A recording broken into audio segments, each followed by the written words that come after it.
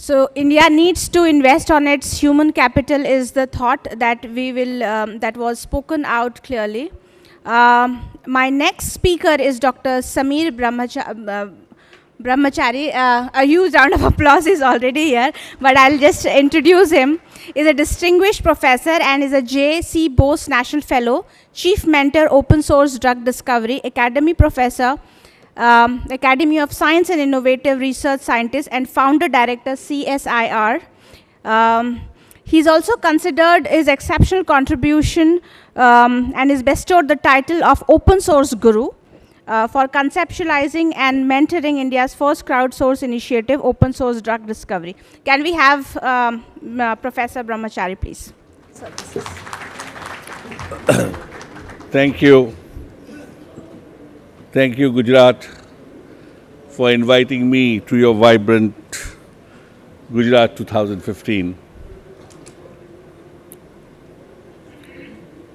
My last speaker talked about third innings. My first innings was as a professor of Indian Institute of Science, of biophysics.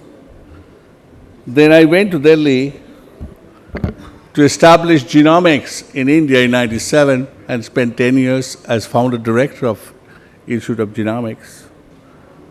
And in the third innings, I worked as a Director General CSIR, managing 50,000 people, and over 6 years as Secretary Government of India. So this is my fourth innings. You know, the title is very interesting. The Torchbearer of 21st Century is innovation. As we establish an IPR cell, we realize the wealth gets generated through appropriate investment on intellectual property protected invention. Converting that invention to innovation needs investment. Unfortunately, India, with 800 million people at the bottom of the economic pyramid, needs an alternate solution. So I'll share with you today not only the dreams that I had after establishing the first country to map its genomic population for across the country and identifying all the risk factors, and I can tell you, I don't want to go into detail, that the Gujarat is the hotbed for diabetes and hypertension together, which means cardiovascular. So I suggest that people take care of their health very seriously. The problem is, how do we make it affordable? How do we make it possible, which is accessible, available at the lowest possible cost? The Gujarat, as a DGCSIR, I discovered the IP doesn't get generated too much in Gujarat. But however, all IP of CSIR, whether it is in Bangalore, carbon optics, fiber optics, or the tiles technology from glass ceramic from Calcutta, or gets converted into Gujarat. Or the Cadilla's science and technology comes from Chandigarh or comes from IIM Jammu. Gujarat is a great converter of IP to innovation. I'm glad that Gujarat now tries to make more IP. Very rarely an Indian standing in an international forum like this could say that we did it for the first time. And it's here, it was the concept of crowdsourcing. We opened it up in 2007 and used it for open source drug discovery initiative. And today, it is one of the largest, and you can see this is not an old, even Sydney Opera was originally a crowdsource initiative. Now, United States has launched Brain Initiative as a crowdsource.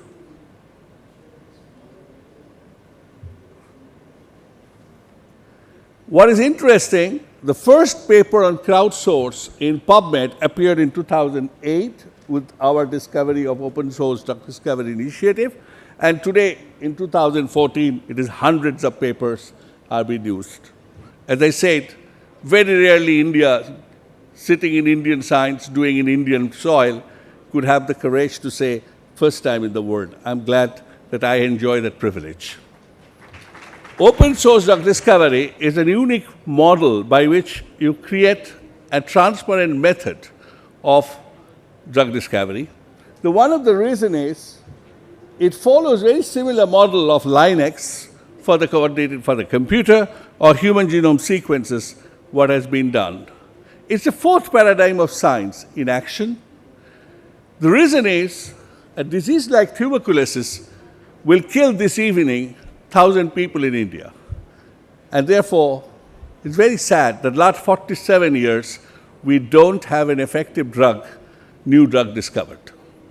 And the reason why we have to worry about today, open source drug discovery launched in 2008 is a globally accepted phenomena, and it's a new innovation model that has been recognized globally. And I don't want to go into detail. You can just Google OSDD, and you don't have to Google OSDD. You have to just say OSD. Google will tell you what it's all about.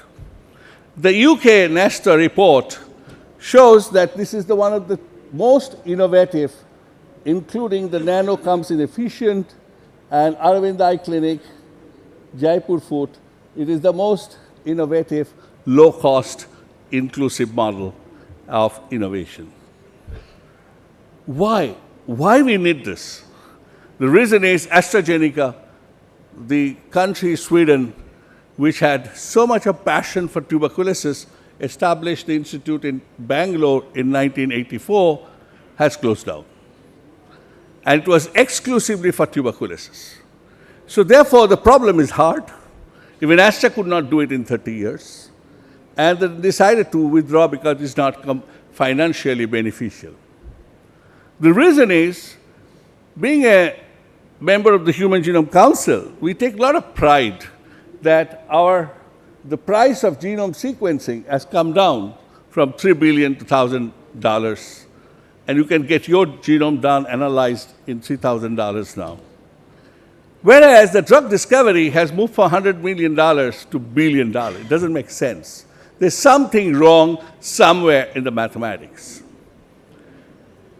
The reason is 87% of the risk drug that goes into phase 3 clinical trial should have never gone into clinical trial.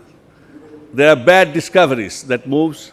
The reason is it is very closed intellectual property held by very few people who knows the entire detail of process, and the rest thousands are following the track. How do we make the best mind of the world to solve this problem? And that's the model open source drug discovery is. And you can see, everybody will tell you clinical trial is expensive. FDA needs only 2 clinical trials. Gleevec needed only 58 people, 58 patients to treat, because there's a fantastic discovery. Whereas you can see here, hundreds of clinical trials are run in order to keep the company's balance sheet okay. The moment you take this clinical trial, the balance sheet will collapse.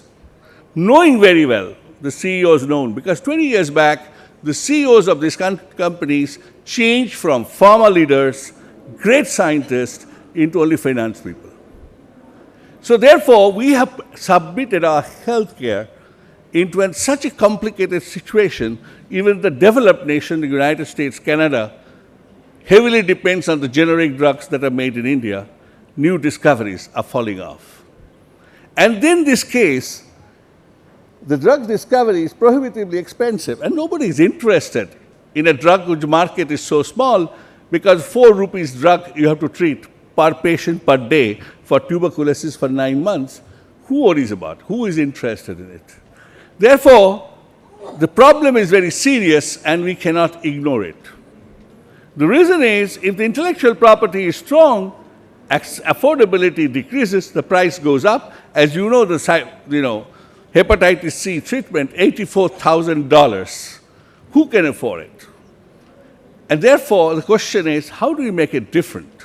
The open innovation increases affordability, and we need a balance between the two.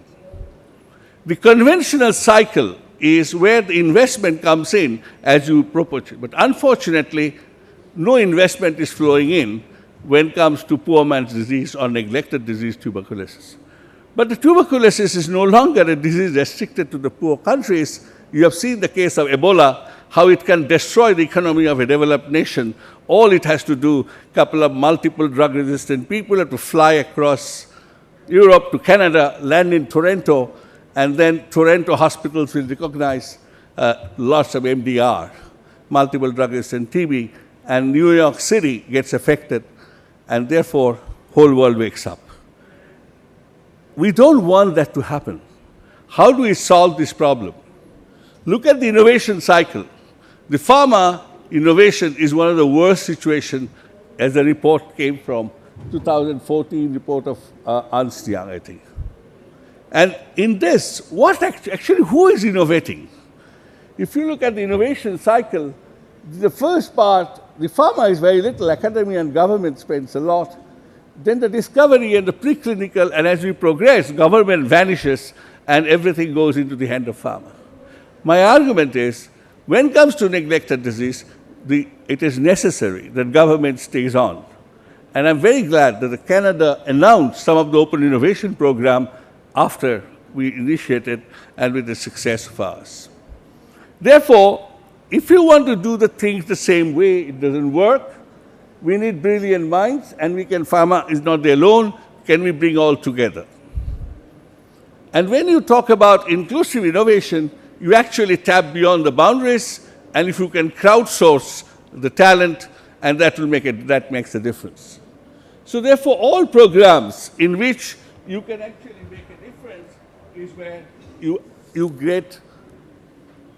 have to have a global good. You know, my diabetes doesn't bother you, or my cancer doesn't bother you because it's not transmitted. But please remember, if 2 people are affected by tuberculosis here, by the evening you have chance of 10 people getting transmitted from those 2 people.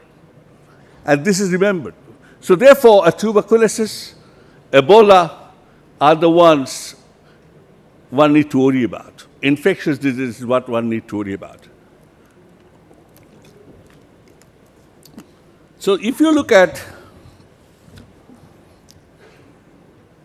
so open collaboration brings transparency, where everybody sees together, and therefore the community, and that's what we built it up. When we started, I would have been happy to get 1,000 people and to get 25, 30 PI. Today we have over, I can see that was the situation when we started 2009, on 2008 September, and today we have 181 PI, 75 institutions, 261 projects running for MTB. And we have over 8,000. So we have created a virtual laboratory by connecting not only within India, but all over the world, including Cambridge, DNDi, TB Alliance. Everybody has been brought in together, including Canadian universities. McGill, Dr. Jaikumar Menon, professor, is the biggest champion of OSDD. And we had a meeting recently in Bellagio to say, how can we make it a global pharma, open pharma initiative?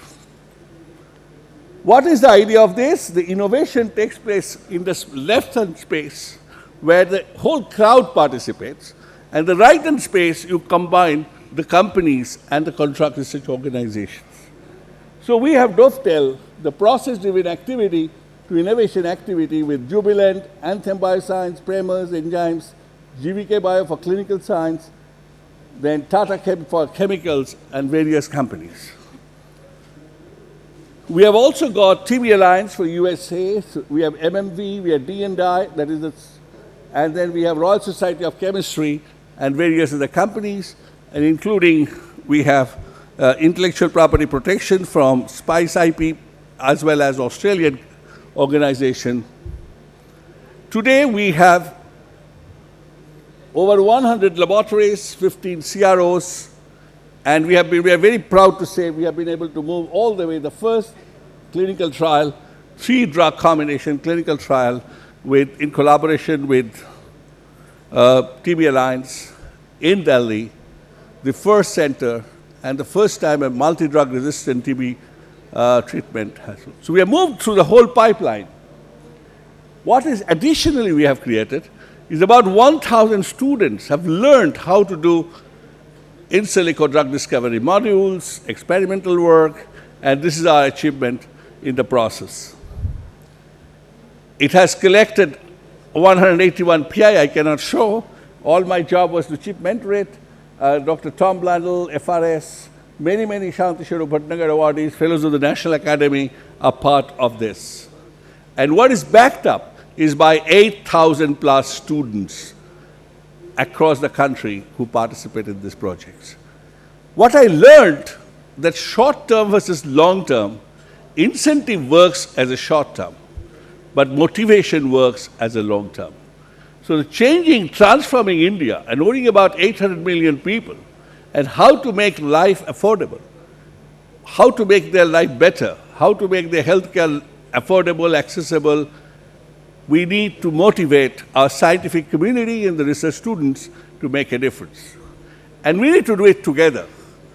And without alone, it cannot be done. We need the whole world to participate. I just wanted to say, as a Director General, I also had a dream to see, can we take this forward? You will be surprised, in the city of Delhi, there are 100,000 rickshaw, and 20,000 people are affected by tuberculosis by the end of the 3 year. And these 20,000 people, rickshaw pullers, convert 100,000 children into affected by tuberculosis by end of a year. So we wanted to convert that into electrical rickshaw. I'm very proud to say today, 500,000 electrical rickshaw is now running, which was only launched in October 2nd, 2008. And today we have 500,000. So this was a dream. उसमें भी 400 बचता था, इसमें 500-600 बढ़ोतरी। अच्छा, और doctor के पास जाना नहीं पड़ता है? डॉक्टर के पास कोई जरूरी नहीं। डॉक्टर के पास जाना नहीं होता। There is no need to go to doctor, and that is the message. So it is possible. This was my second dream, and I'm glad that I could achieve the second dream. The third dream I had is this: can we create healthcare centers in containers along with HP? And put them up across the country with telemedicine, collect data from the rural India. And I'm very glad to say the 3 such centers are operative. I'll be delighted when 543 MP take each of फायदा हमें और दूसरों को भी होगा। छोटी-छोटी बीमारी के लिए जगह-जगह भटकना नहीं पड़ेगा, घर पे इलाज हो जाएगा। And you can see in this, this has worked, the data is collected, and this is also a beginning what I call big data analytics. The last dream unaccomplished, I wanted to have 28, 30 model technology villages. I'm so glad that our Honorable Minister, Prime Minister, Mahendra Singh Modi ji has announced that he wants model village, but I wanted model technologically advanced village.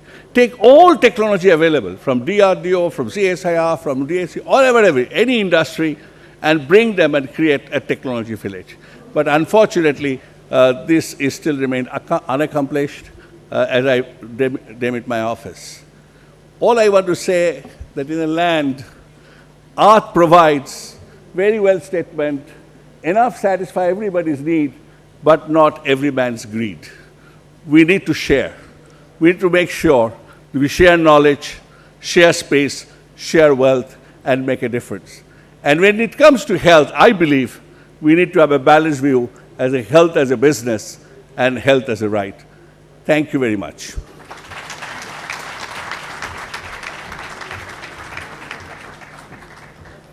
Thank you, sir. If may I'll request Mr. Sunil Shah to please present Professor Brahmachari, Dr. Brahmachari with our token of appreciation. It's the message that we are taking from his talk about from all the inspiration is it's short-term versus long-term. A round of applause for all the noble thoughts and the thread that stares us on our face when it comes to health and well-being.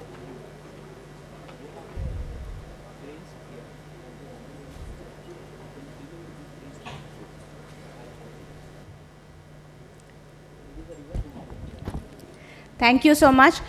So that was Professor Brahmachari, and moving on to the next speaker, we have Mr. Adam Finnick. I hope I'm pronouncing his name properly. Mr. Adam Finnick is a PhD Canada, and he's also a Nobel laureate.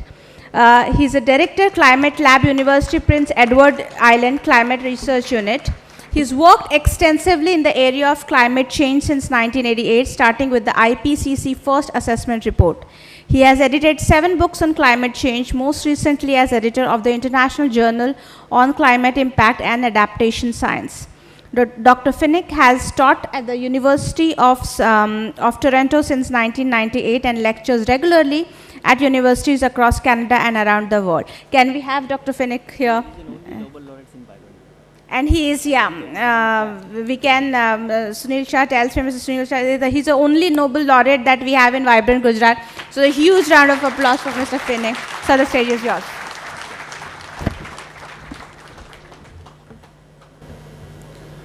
Thank you very much. Good morning, everyone. I'm very pleased to be speaking to you today in the beautiful country of India. I want to thank the organizers for the invitation to be able to speak today. I've been asked to talk about innovative new technologies for motivating communities to adapt to the impacts of global climate change.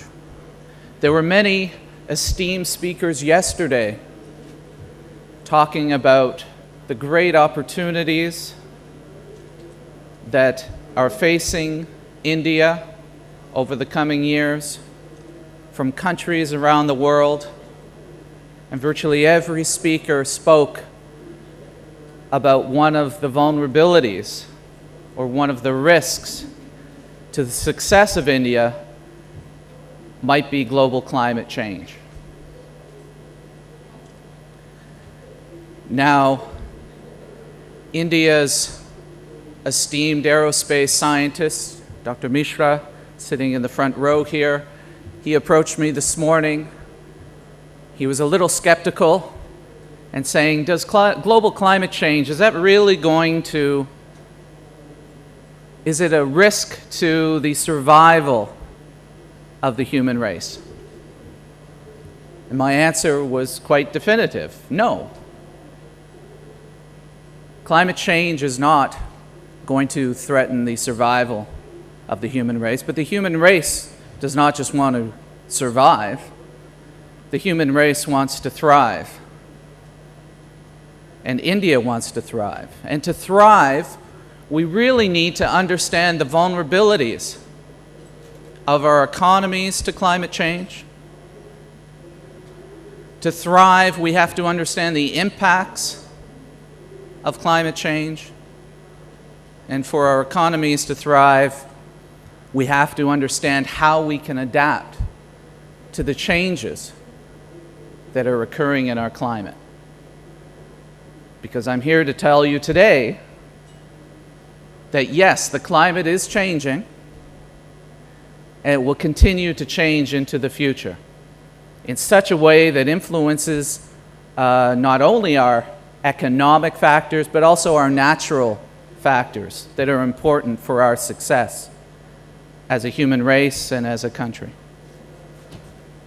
So when I usually give these talks, I like to do a climate data analysis. I like to look at the observations that have occurred in a country, in a region, in a city, so that I can show people how these changes are occurring.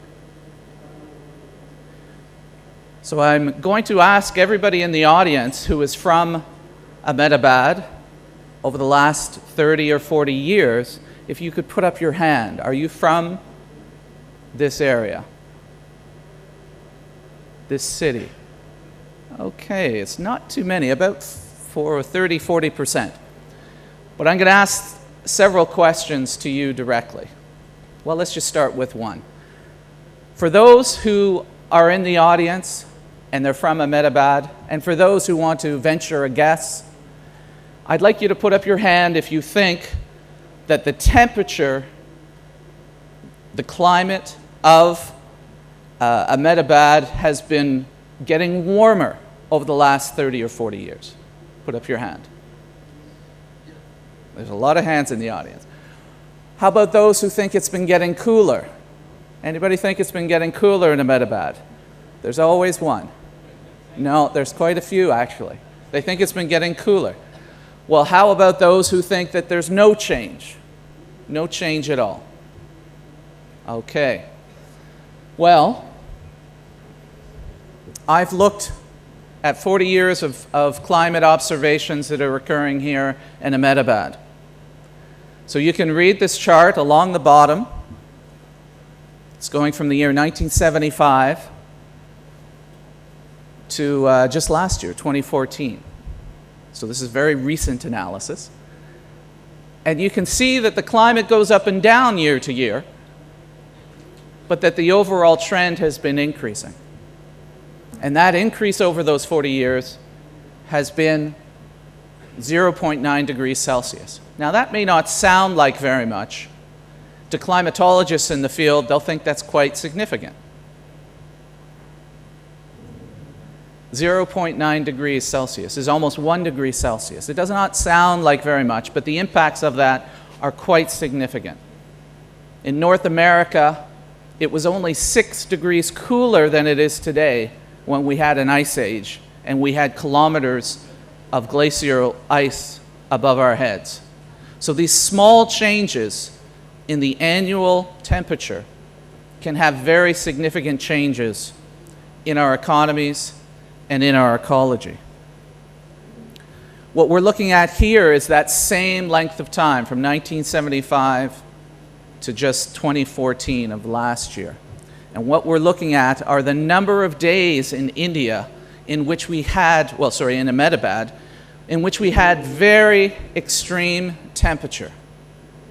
This is very extreme. This is above 100 degrees Fahrenheit. Where I come from, 100 degrees Fahrenheit never occurs. In Canada, there are places where 100 degrees Fahrenheit or 38 degrees Celsius does occur, but probably only 2 to 3 days, maybe a week per year. But you can see once again that that change in the temperature has an influence in the extremes of extreme hot days that occur in India, in Ahmedabad. On an annual basis, it goes up and down, but the overall trend is increasing. And how significant is that increase? Well, we're talking over 3 weeks more extreme hot days that are occurring now, when we're living now, than were happening 40 years from now. So you can imagine those extreme hot days, what influence that can have on your economy in terms of the health and safety of outdoor workers, in terms of the amount of energy that's required to air condition your homes and businesses. So these are things, as India no doubt has great opportunities in front of it. We have to think of the risks of climate change, and we have to think of the opportunities that climate change presents as well. This is very difficult probably for you to see, but engineers love to have these charts called IDF curves. It looks at precipitation or rainfall, the intensity, the duration, and the frequency of that rainfall, to make plans for building a building, putting in a sewer line, putting in a bridge, putting in culverts. So it's very important to understand what the extreme nature of climate can do. Now, I'm sure there are engineers in the field in Ahmedabad who have calculated these, but I was not able to find them on the internet, so I decided to calculate it myself. And what this is telling us is that Ahmedabad planners, when you're building, and engineers, they need to plan for a 1 in 100 year event of 427 millimeters of rain falling in one 24-hour period, in one day. That is hugely significant. That is twice as much as the IDF curves have projected for our own city where I live in Canada. So not only do we have to worry about building up a new infrastructure for India with the new opportunities that are available, we have to think when we're building this new infrastructure. I'm talking about physical infrastructure, our roads, our bridges, our buildings, our sewers. We have to think about it with climate change in mind. This 1 in 100 year storm is not a projection, it's not a model of the future. This is what's calculated based on the existing rainfall that occurs in Ahmedabad over the last 30 years. To look into the future, that we're looking into the past there. And innovation always seems to be new, and it always seems to be the future. But I think innovation can also be looking at information in a different way, and looking at information so that it's valuable in our understanding of how we're going to innovate and how we're going to move into the future. And one way of looking into the future that climatologists have are global climate models. And global climate models are mathematical models. There are 40 global climate models around the world. Almost every country wants to have one of these. These models are based on the basic physics and chemistry of the atmosphere. There's nothing magical that's in them. They're not crystal balls. They're not fantasy. They're the basic physics and chemistry knowledge that we have and have developed over the last 200 years on the atmosphere, on the oceans, on the land processes that all influence climate. And these models are run using the largest computers in the world. We call them supercomputers. So we have the most advanced science, the largest supercomputers, projecting what our future climate would be. They're not perfect. No models are perfect. But I think we should pay them some attention.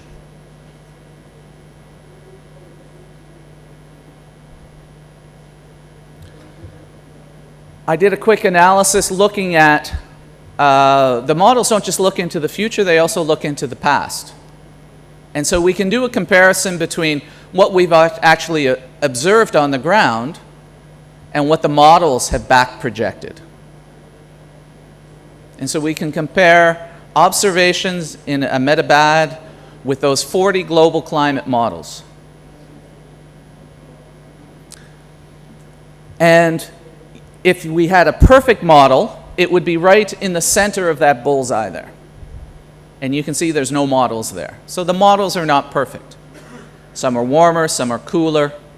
But there are some models that do better than others. And I've done an analysis of which models work best. And we've used those models to look forward to see what the projections of climate will be for Ahmedabad. Now we have to understand, I talked about the best science, the largest computers in the world, but there is uncertainty in these models. And the uncertainty, the largest uncertainty in the model, comes because we don't know what our greenhouse gas emissions will be like in 50 years or in 100 years. Greenhouse gas emissions are driven by things like human population, by the type of energy that we use. We seem to want to find every fossil fuel and burn it. If we move towards more alternative methods, renewable energy, then certainly our emissions will go down.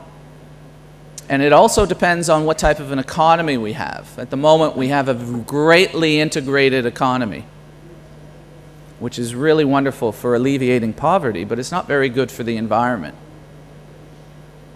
And we don't know in 50 years what that economy might look like, because all it takes is an outbreak of war that would stop a global economy from functioning well. I mean, we have to think of all countries around the world who want to participate in this global integrated economy. The economy of even Iran is willing to allow the UN to look into its countries, look at its nuclear program, just so it can participate in this global economy. But if we take all of those observations, all of those 40 global climate models,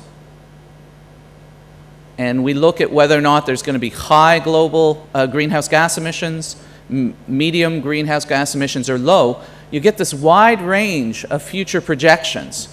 You're looking at sort of 3 levels here, the 2020s, in the 2050s, and the 2080s.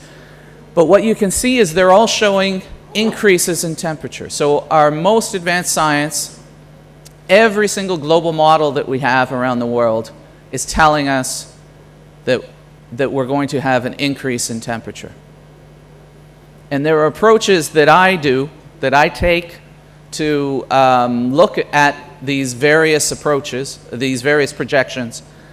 And so I come up with the most likely future for Ahmedabad, which is a 1.8 degrees Celsius by the year 2050. So that's double what we've seen over the last 40 years. In 40 years from now, we'll see a doubling of that type of annual average temperature for Ahmedabad. You saw what that increase of 0.9 degrees did with respect to the number of extreme hot days.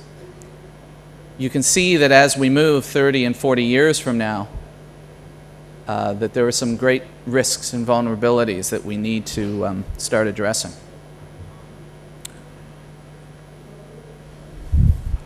Precipitation is not as clear-cut. There are some models that are showing that it might get a lot drier here in India. There's many that are showing that it might get very wet. This is a percentage change. Again, looking at the 2020s, the 2050s, 2080s.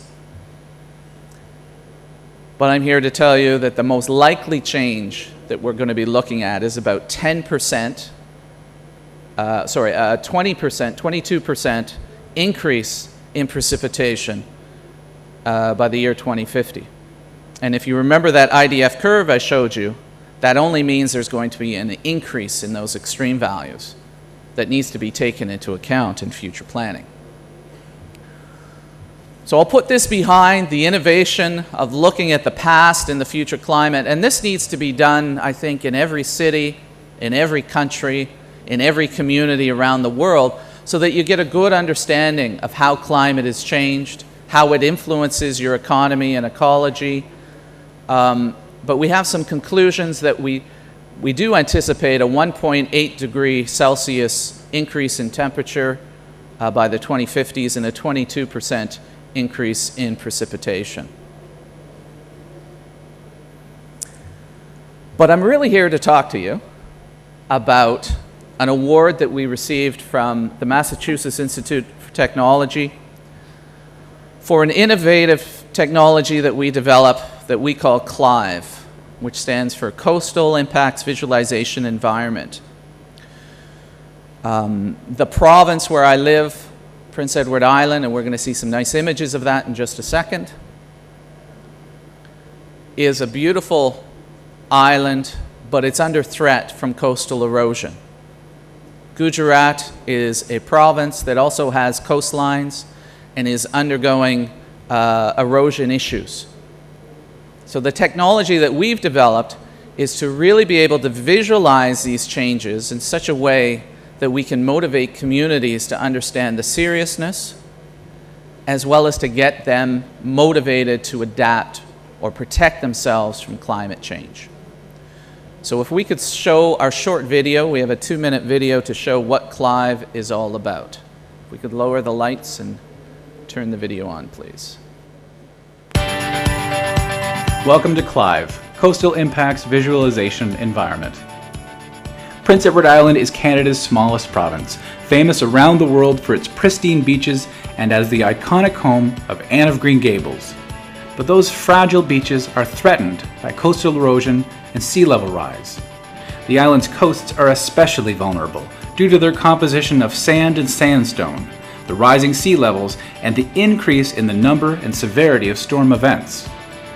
Islanders have long experienced coastal erosion, but recent years have seen an increase in the rate of change that threatens their homes and cottages, roads, lighthouses, golf courses, and even wind turbines.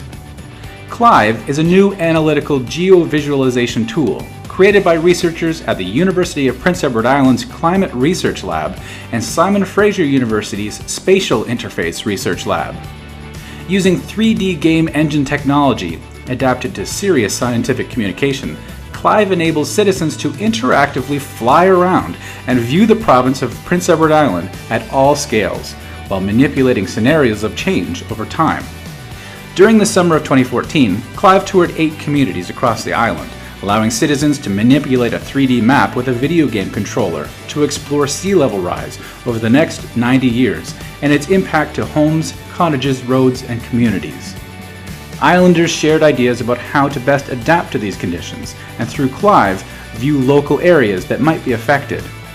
By representing recognizable places and local information in a realistic manner, Clive increases the personal relevance of climate change and influences our individual and collective behavior to adapt to climate change. Clive can be adapted to locations around the world, and the Clive team is seeking funding partners to assist in this development. Thanks to the MIT Climate CoLab for recognizing this important new tool for motivating communities to adapt to the impacts of climate change.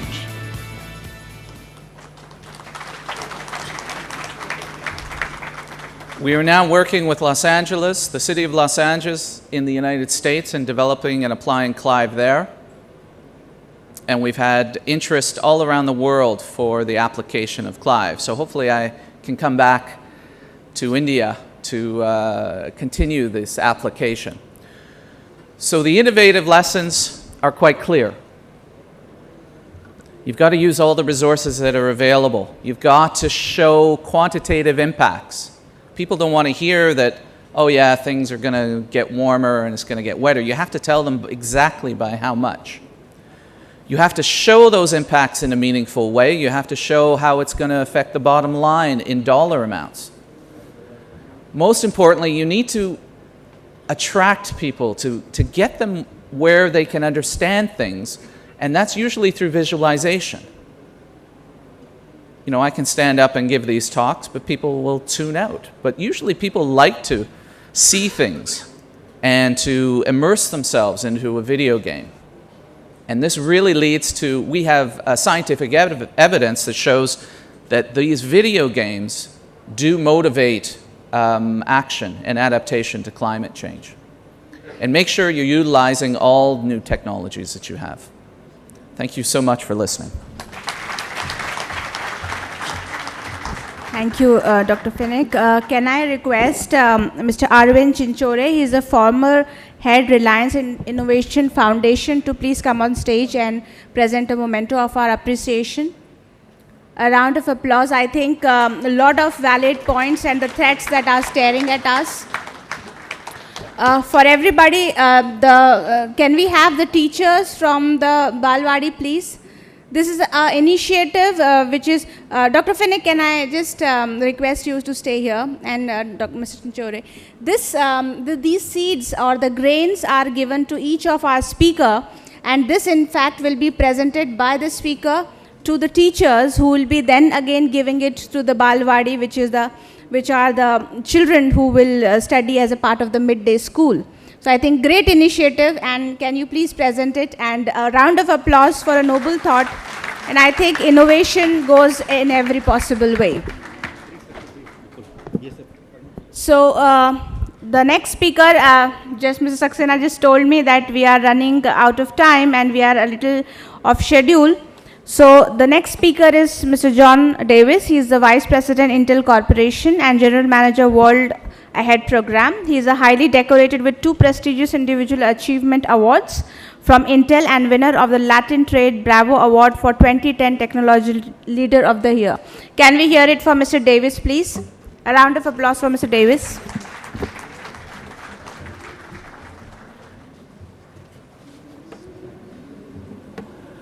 Good day, namaste. It's great to be back here in Gujarat, and I really loved the last presentation and the last 2 or 3 presentations. I learned a tremendous amount from that.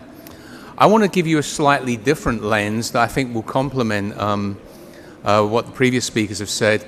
And think about the lens I want to look at this, about your logo here, about Made in India. It's about innovation, and I want to try and tie that together into innovation opportunities for Gujarat and places in India. So let's first start off with Intel as a company. Our vision is we want to bring technology to everyone on the planet so it impacts or touches their lives in some way over the next decade. It's a fairly bold statement, it's the vision statement. Now the way you go about doing that is through platforms and products and solutions. And we've had to really reinvent ourselves very much in the last years as the needs of the marketplace have changed. So if you look at the strategy of us, 3 or 4 years ago, it was really centered around the PC, maybe the tablets coming along. It moved very aggressively into the data center and the servers. But what we're doing is probably the smallest piece of our business, but the biggest rate of change and the most innovation is occurring in the right-hand side of that from where you sit. It's in the handhelds, it's in the Internet of Things, it's in the wearables, it's in this area, and it's our smallest piece of business, but it's growing the fastest, and it's where the innovation is, and there's a lot of tremendous opportunities there, and I want to try and show some of those and share those with you. Now, 1 week ago was CES in Las Vegas, and there was a lot of different products and capabilities announced at CES.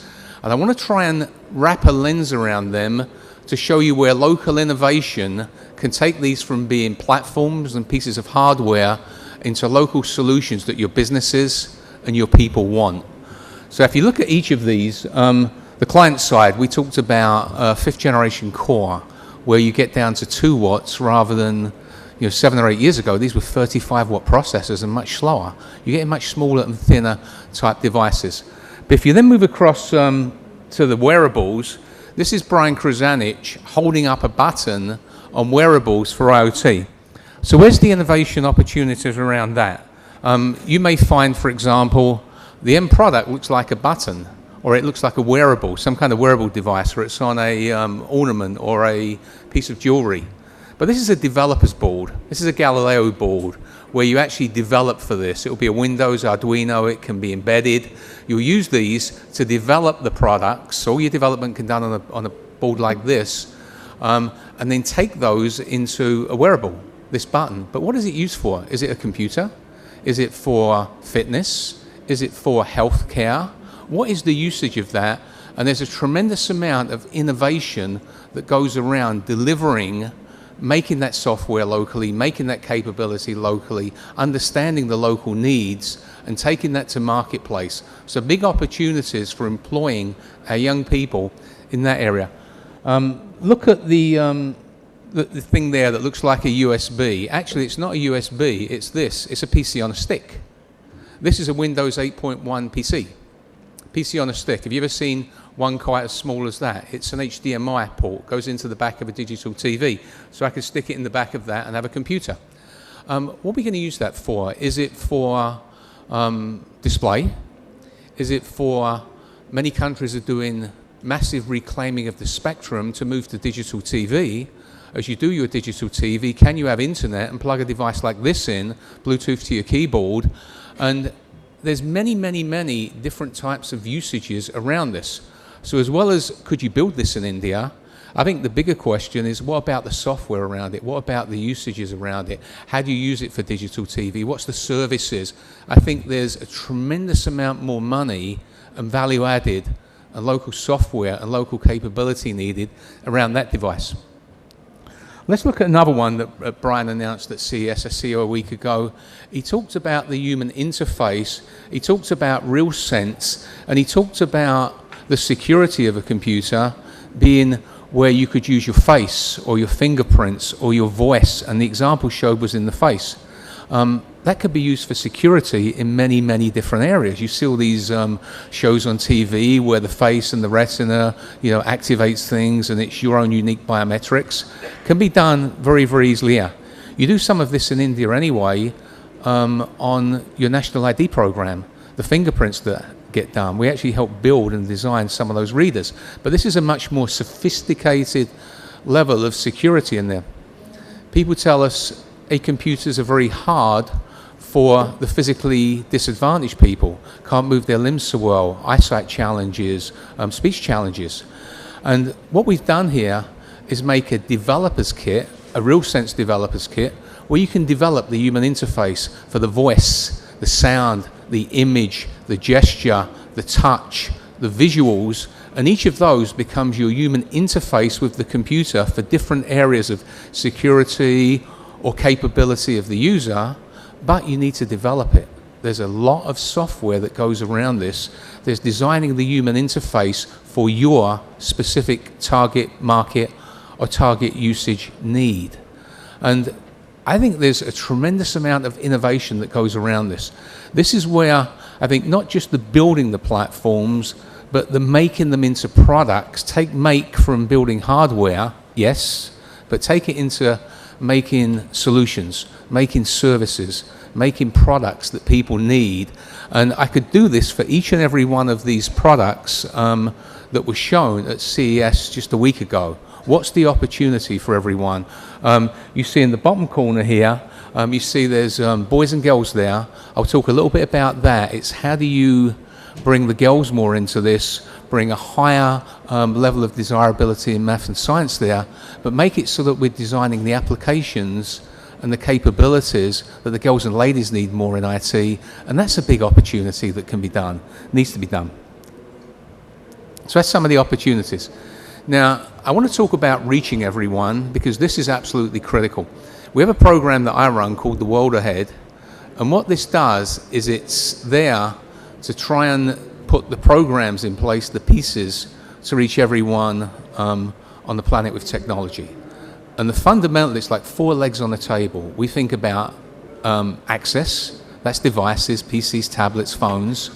There's connectivity, that's your wirelesses, comes from the telecoms, comes from the Wi-Fi, comes from the various connection, the service providers. You have to work with them closely. There is training and capability. What's the training? We have massive teacher training programs in India. There is programs called One Digital Literate Person Per Family. Been very heavily involved in the training of that digital literate person and how they can train the rest of the family. How do you train them? When you look at massive populations, there's big, big opportunities there, and there's the software and the content.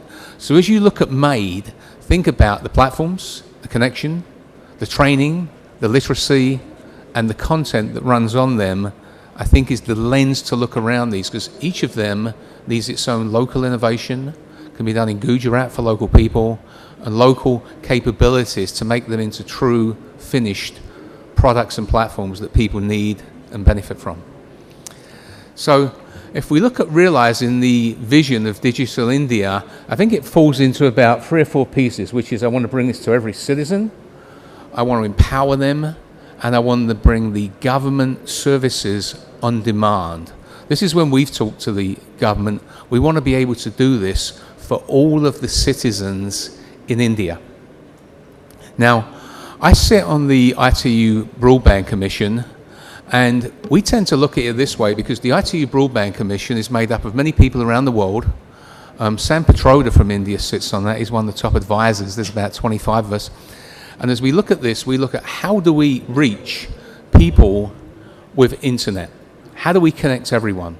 And if you look at this, about 2 billion people can afford that $30 or $40 a month. They're mostly in developed economies.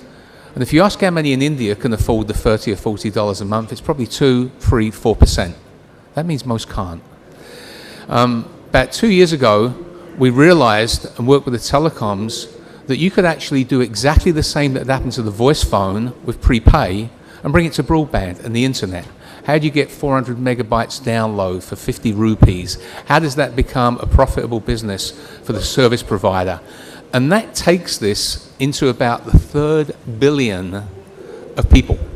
So it's an innovation in the business model of the local service providers. Then you say, but I want to reach the whole 7 billion on the planet, and recognize that 3rd billion, you've probably reached 20% of the people in Gujarat or in India. 20% at that 3rd billion prepaid level. You have to figure out how to reach the rest. So the phone is becoming a tremendous device for doing this. People do more and more. I noticed everyone was very proud of the 100,000 new bank accounts in India in the last 4 months. I think many of them, that can be accelerated. I see around the world the cell phone being a magnificent media for people's first entry into banking and payments.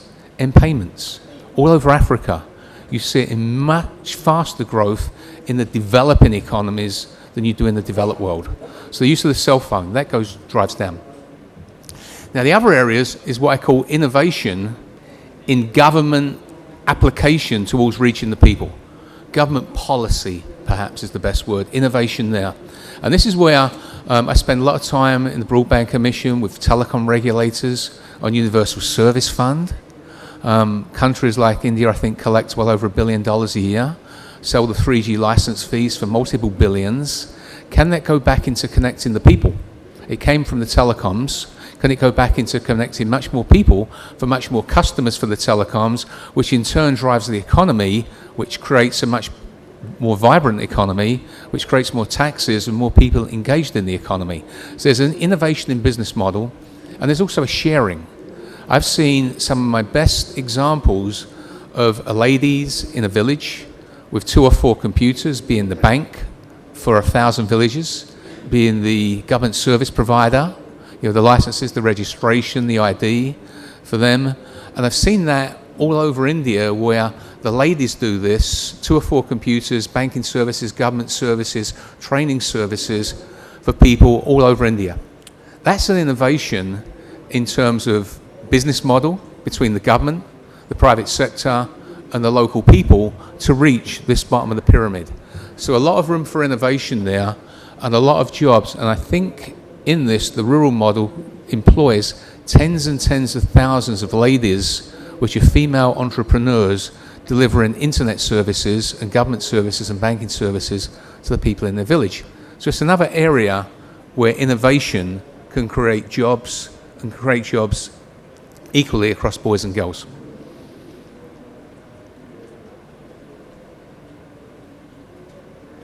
Okay. I think the way I'm looking at this, we try and put together a model when we're working with governments and countries, and it's really about the ease. It's about the education. It's about the entrepreneurs. It's about the employment. It's really that engine that we're driving. And of course, you have to empower people along the way. So all of the ease, education, empowerment, entrepreneurs, creates employment.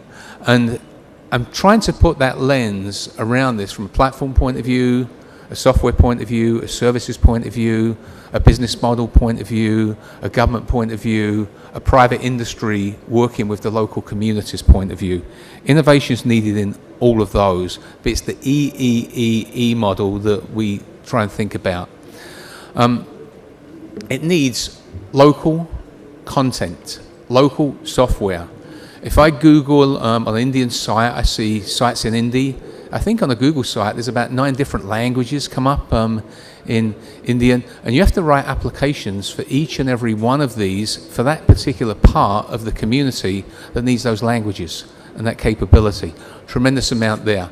Yesterday, Srinivas Garudachar, who's one of my leaders on the Intel Grameen social business, he's actually based in India, and he talks about using software for soil analysis for farming, for seed selection for farming, and for going to market on the mobiles for the farmers to understand where they could sell their crops.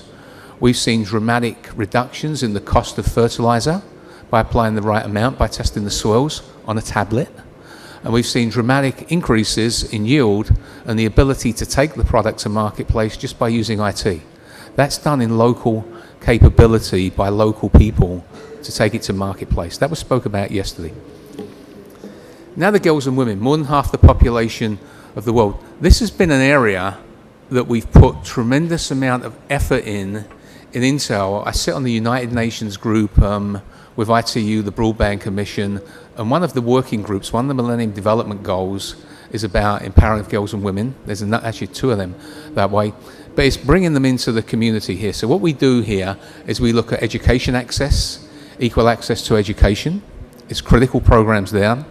You look at STEM and science and that enabling, and you look basically at technology access. So the kind of programs here is we have a program called STEM. It works with programs in India like IRIS. I'll show you how that comes together. And what we do is try and look at 16, 17-year-old students that are about to go to university. And this is where many of them decide, I'm not so interested in math and science. I don't really want to do that. I loved it at school. And so we do this program around the world, and it works with local communities. Local universities run it. They run their village contests. They run their national contests. The winners go to the US. And it touches about 7 million students every year. And it's been in place since 1999. So it's grown, 7 million. It ran last year, 50% boys, 50% girls, equal. We encourage it. We almost require it in some countries to be part of the program, that you need to do equal numbers of girls, equal numbers of boys. And you see teams that are both girls and boys working together on the science, the medicine, the mathematics, the climate, all of those areas. And it's one of the most popular programs in India. I'll show you some numbers on that in a second. And this is really to bring innovation into the young minds, so they'll love the science and mathematics. And when they go to colleges, they'll understand this. They're creating inventions. Of the winners in the US, about half of the winners that go there, that win, the group winners, end up patenting to themselves their inventions. So these are good inventions in medicine, in maths, in science, in engineering, in climate, all those various areas.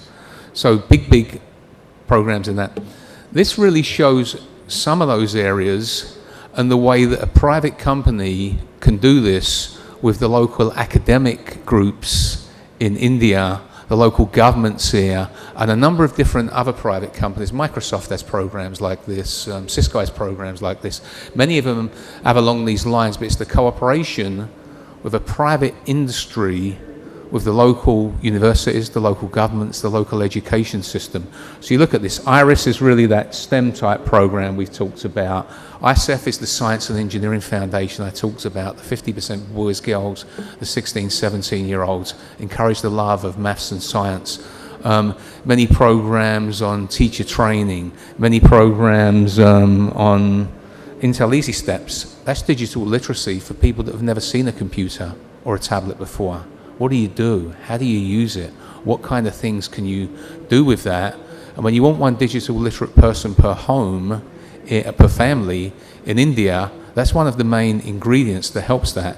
And many of the industry partners provide equal, similar capabilities to that one digital literate, that digital literacy, the first rung of it.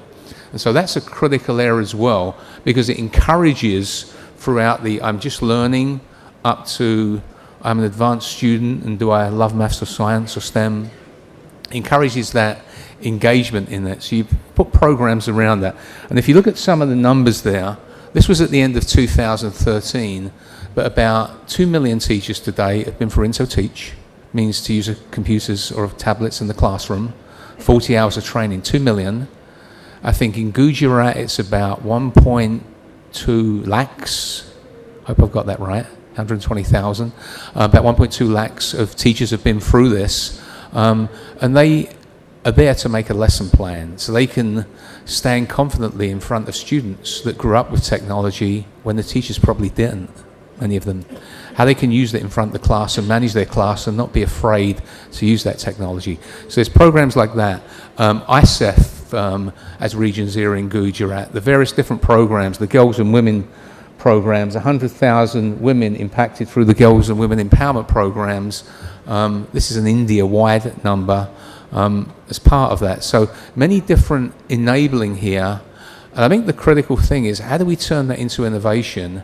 How does the education side of the governments and the academics and the private industry do a much better job of that? Because in the last 15 or 20 countries I've visited, the number one conversation I've heard is I have a young population and 30% of them are unemployed.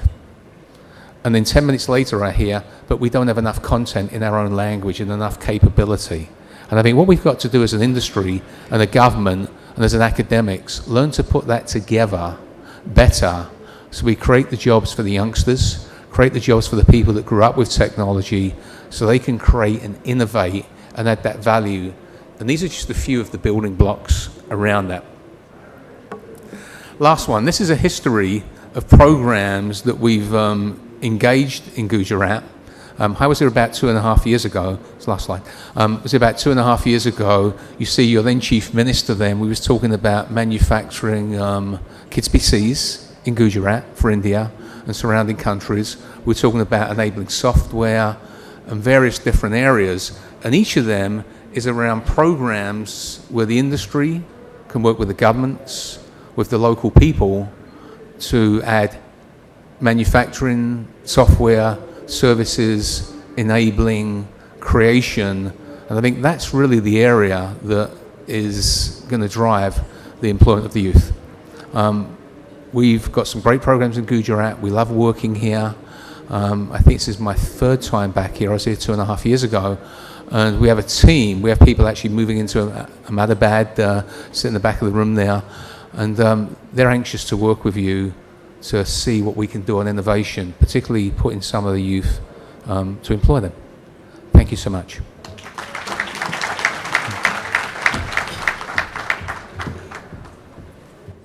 Thank you so much. And can I request Mr. Bharat Patel to present the token of our appreciation?